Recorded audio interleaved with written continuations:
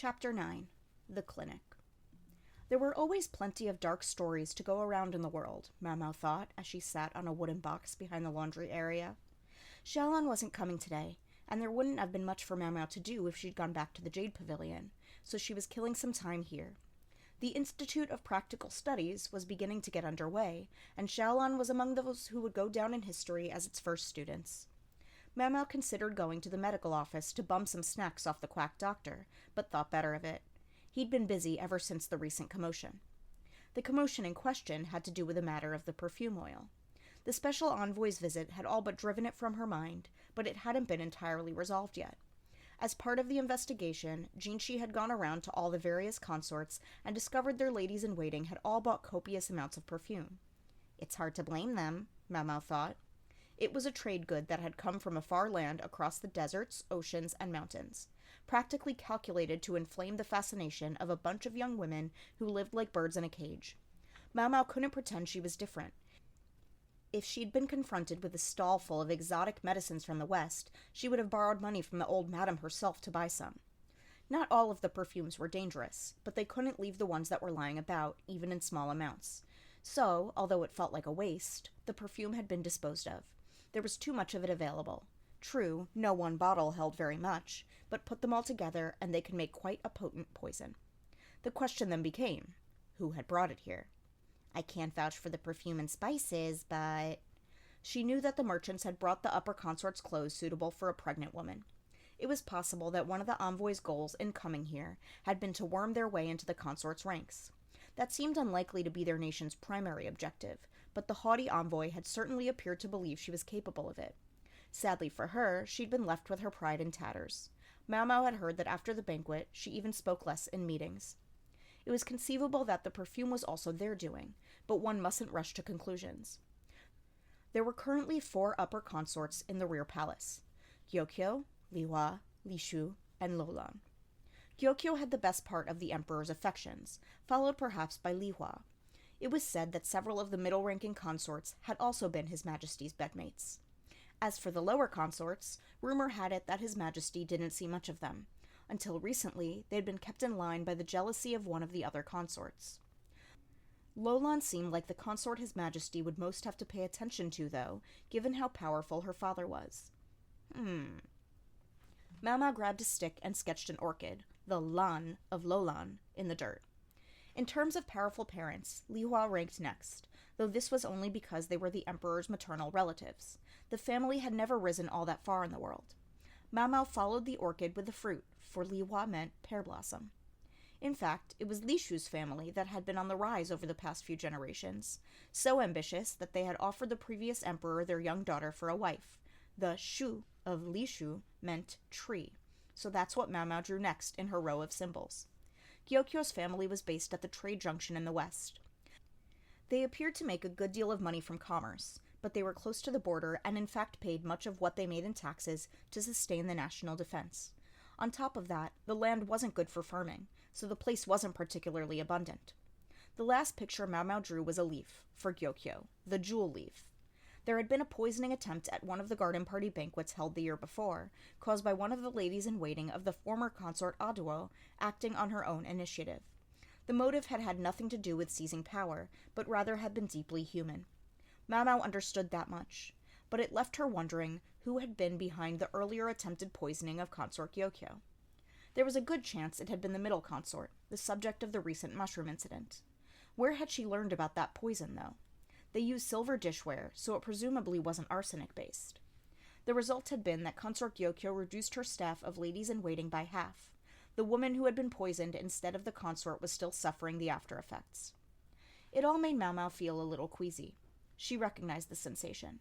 It made her think of Suire, a palace woman who'd had the wherewithal to fake her own death in order to escape. They still didn't know where exactly she was, or what had happened to her, nor did they know what her objective had been, why she had targeted Jinshi. Mau idly drew circles around her 4 sketches. Then she gave up thinking about it entirely. What good will it do me anyway? She was just a lady-in-waiting, a food taster, a disposable pawn. She decided she needed a change in scenery. There were plenty of gardens in the rear palace, set up to delight the emperor. There were pine groves, bamboo forests, and fruit orchards. I guess cherry season is just about over, she thought. 3 months ago, she might have been able to score some bamboo shoots, but thanks to a certain monocled jerk, she'd spent that season tending roses in the Crystal Pavilion. It raised her hackles just thinking of him. Stop. Gotta stop this. Her steps grew lighter just thinking about taking a little walk, but on her way to the cherry orchard, she happened to meet the gaze of some women from the Crystal Pavilion. She recognized them, so she bowed slightly. They scrunched up their faces and ran away. One of them had tiny feet, suggesting they'd been bound, but she put on a remarkable turn of speed, leaving Mamo impressed in spite of herself. Drama queens. All I did was tear off their clothes. It happened all the time at the brothels. No sooner had a woman with a bit of life experience knocked on a door in the pleasure district than they were stripping her down and sizing her up. People always thought that younger women brought the highest prices, but the trend these days was for knowledge over youth. The wife of an official, fallen from grace, could bring a surprisingly hefty amount. The fact that she would already have had some education meant the initial investment would be low, and there were men out there who in fact liked a woman who had been someone's wife. A distasteful preference. It wasn't as if Mamo had grabbed the ladies' dresses out of sheer perversity. She just assumed all the ladies of the Crystal Pavilion, voracious consumers of fashion that they were, would have bought the perfume oil, and when she found out some of them hadn't, she'd been so surprised that she felt compelled to make sure. But it had only earned her a scolding from a beautiful eunuch. I guess I shouldn't be surprised if at least one of them passed on the perfume. There were a lot of women at the Crystal Pavilion, including no fewer than 10 ladies-in-waiting, and no fewer than 30 maids dedicated to the building. Mamo didn't give it any further thought, but continued on to go pick some cherries. That evening, the ladies-in-waiting of the Jade Pavilion were having an early dinner. "I'm feeling a little tired today," Ailon said, half slumped on the table. Mamo put a hand to her forehead to find that she was indeed a touch feverish. "Don't get a cold! What if Lady Kyokyo catches it?" Yinghua asked as she took another cherry.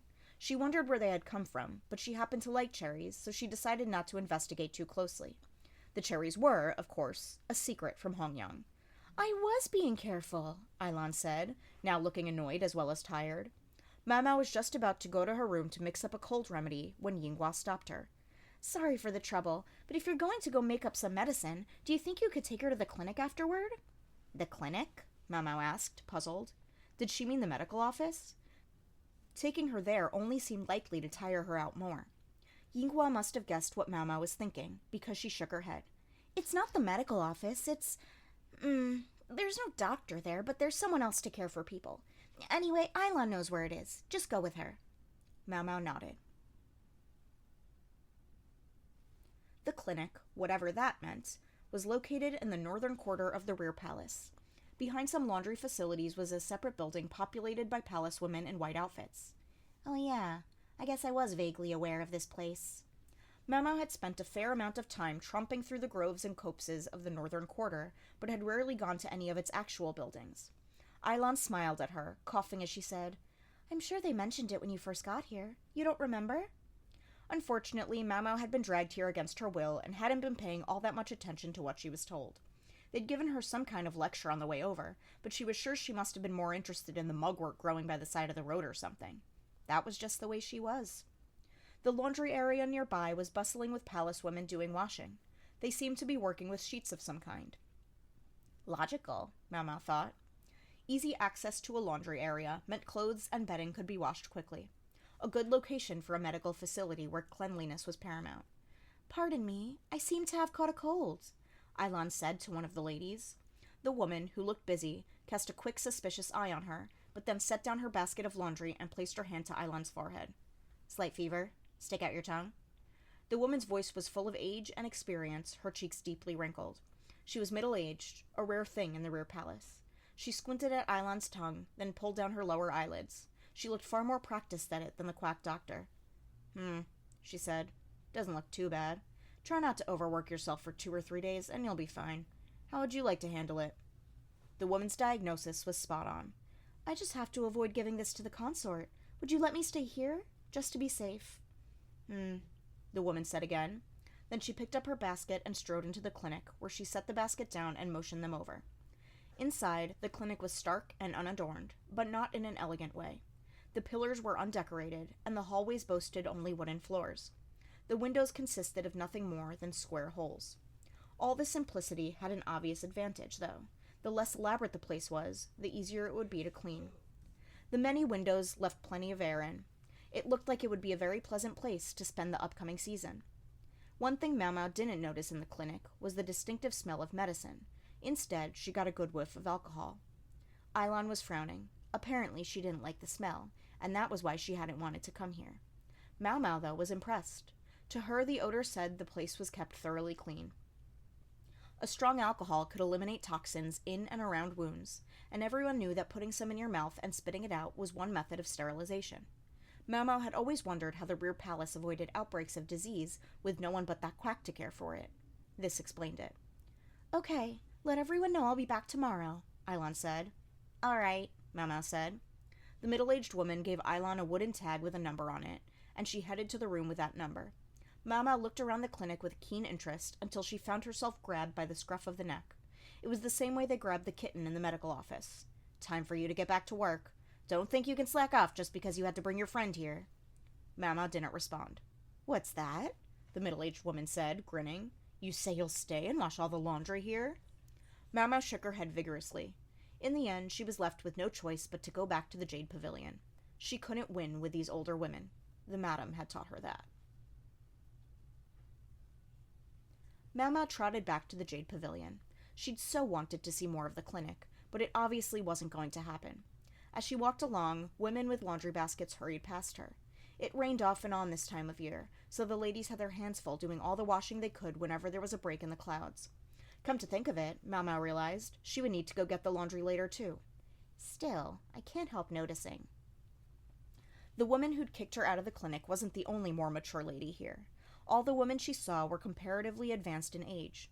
The Rear Palace being what it was, as they got older, women were virtually forced out and replaced. In general, you could expect to be shown the door before you were 30 years old. Anyone who was still there after that must occupy a higher position, like the matron of the serving women, or otherwise be a lady-in-waiting to one of the consorts. Hong Young, for example, ought to have found herself ejected from the palace long ago, although to say so out loud would be to invite a slap. Judging by how practiced the ladies of the clinic seemed at their work, Mau Mau guessed they'd been allowed to remain because they served a vital function in the Rear Palace. She wondered, though, about the fact that the place hadn't smelled of medicine at all. Had the smell of alcohol simply overpowered it? Or... Mau Mau walked along, stroking her chin in thought, when she ran smack into something with a thump. She thought maybe she'd bumped into a pillar, until she realized a countenance like a heavenly nymph's was shining above her like the sun. "You shouldn't walk along muttering to yourself. You'll trip." "I was muttering?" Jinshi heaved a sigh, spreading his hands and shaking his head. The clear show of exasperation rankled Mau Mau, and she was about to give him a look like he was an earthworm floating in a puddle, when she saw Gaoxuan, his face calm as a bodhisattva's. She managed to force her narrowed eyes open. "Do you need anything, sir?" she asked. "No, nothing. We just happened to run into each other, and I talked to you. Was that wrong?" Jinshi looked a tad startled. Gaoxuan appeared to be silently trying to tell her something, but she was very sorry to say she didn't know what it was. "Where were you coming from?" Jinshi asked. His shoulders slumped a bit. "The clinic. So that's where it was. I told the palace women to show it to you when you got here. Surely they didn't forget." "Certainly not."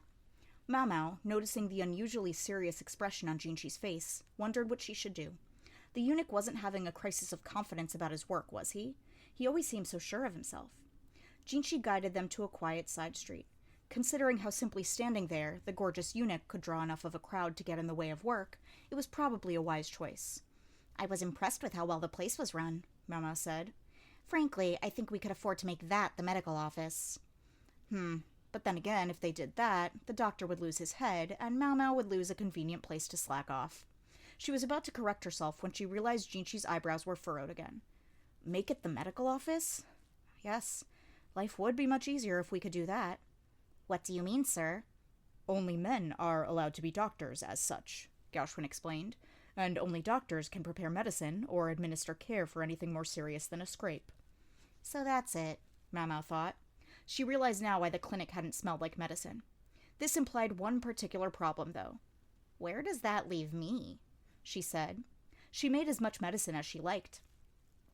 She couldn't bring ingredients in from outside the rear palace, of course, but she was able to use the wide range of herbs growing on the palace grounds and the stuff available at the medical office. We're looking the other way. There are a number of ladies in waiting with some knowledge of medicine, but in a place like that, drugs would be too obvious. We can't keep them there. Jinchi's tone implied that there was a complicated story here. Maybe it involved the niceties of various rules and regulations, like how the palace women's salaries worked. Mao Mao didn't know. It wasn't something she had any interest in. So medicine proper was denied to the clinic, but they managed to get away with using alcohol as a disinfectant. Simply having a clean, quiet place could be enough to fight many illnesses. If a woman looked in particularly bad shape, it might also be possible to send her back home. What a lot of trouble, Mao Mao thought. The only thing that would be harder still was replacing a system that was already established. Too many people out there were too interested in not rocking the boat. I wish there were other ways to fill out the medical staff. We may need them one day, Jinchi said.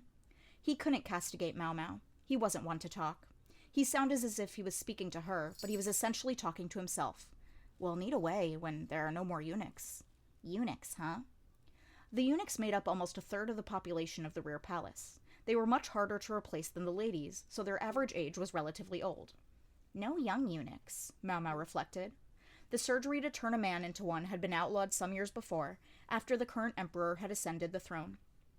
Mao Mao didn't know when Jinchi had become a eunuch, but judging by his age, it must have been only just before the procedure had been outlawed. Tough break. If only he could have waited a little longer. Without really meaning to, she dropped her gaze, glancing between Jinchi's legs, then brought her hands together gently. She looked up slowly, and found herself meeting Jinchi's eyes.